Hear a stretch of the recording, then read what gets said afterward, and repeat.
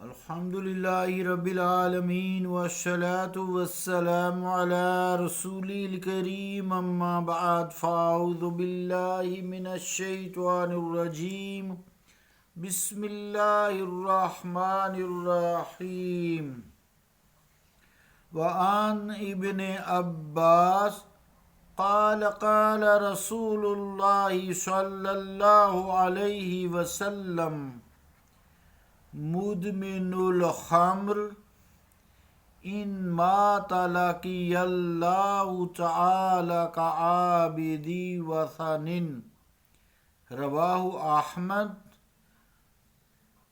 و ابن ماجہ۔ صدق اللہ و صدق رسولہ الکریم۔ عزیزان گرامی قدر، السلام علیکم ورحمۃ اللہ وبرکاتہ۔ حدیث پاک کا ترجمہ سماعت فرمائیں۔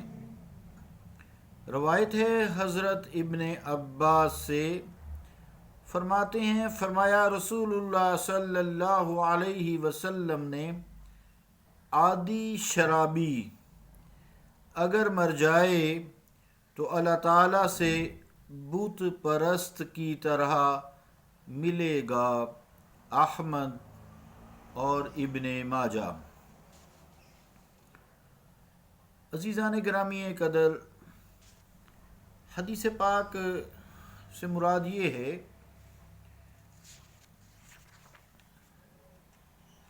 کہ جو شرابی ہے اس کو شراب کی عادت ہے،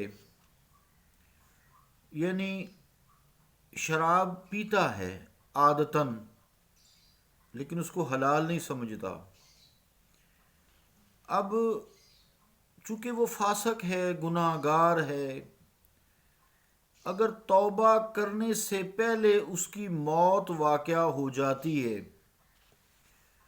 یعنی اس کو اتنا موقع نہیں ملتا یا دانستہ نہیں کرتا، تو اللہ تعالیٰ کی ناراضگی کو اس شدت سے پیش کیا گیا ہے کہ جب اللہ تعالیٰ سے وہ ملے گا حساب کتاب کے لیے، تو اس طرح اللہ تعالیٰ اس سے ناراض ہوگا جیسے بت پرست سے ناراض ہوگا، یعنی مشرک سے ناراض ہوگا۔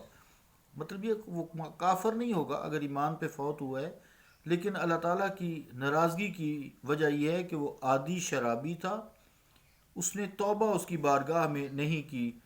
پھر اس میں ایک اہمیت یہ ہے، شرابی جو عادی ہے اس کی بت پرستوں کے ساتھ جو بیان کیا گیا ہے کہ شراب جو ہے یہ بت پرستی کا ذریعہ بن سکتی ہے۔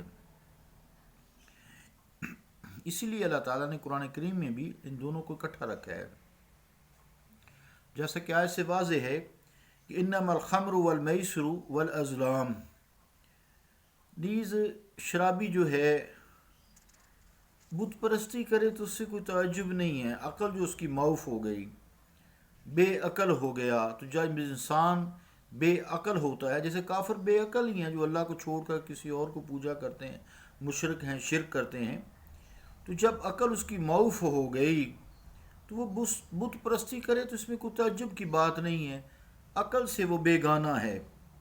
تو شراب بت پرستی کا ذریعہ بھی بن سکتی ہے۔ ایک اور حدیث پاک سماعت فرمائیں۔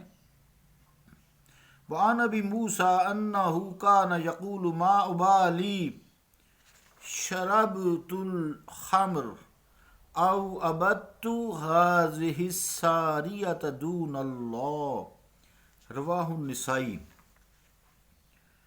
صدق اللہ و صدق رسول الکریم۔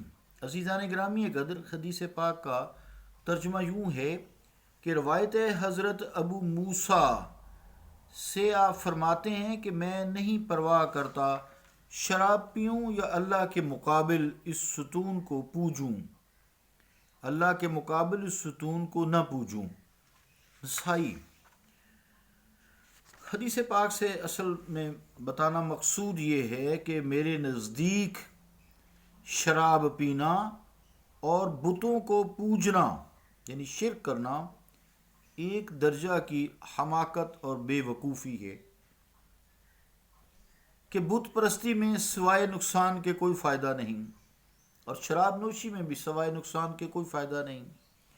دوسری یہ کہ جیسے عقل شرابی کی موف ہو جاتی ہے، اس پہ نشے کا غلبہ ہو جاتا ہے، اسی طرح جو بت پرست ہے یا کافر ہے، اس کی عقل میں یہ بات سمجھ نہیں آتی کہ اس کائنات کا نظام جوں کا توں کئی صدیاں بیت گئی ہیں، اس لیے جوں کا توں چل رہا ہے، آج تک کوئی تبدیلی نہیں ہوئی، کہ اس کائنات کا خالق بھی ایک ہی ہے، مالک بھی ایک ہی ہے، معبود بھی ایک ہی ہے، لا شریک لہ، اس کا کوئی شریک نہیں، نہ ذات میں نہ صفات میں۔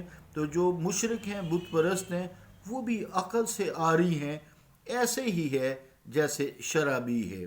تو حدیث پاک کا یہ مقصد ہے کہ دونوں میں دونوں ہی نقصان ہے، دنیا کا بھی اور آخرت کا بھی، اور خصوصی طور سے آخرت کا۔ بت پرست کے لیے ہمیش ہمیش کے لیے وہ جہنم جائے گا، لیکن اگر مسلمان عادی شرابی ہے، توبہ ہو گئی تو بخش دیا جائے گا۔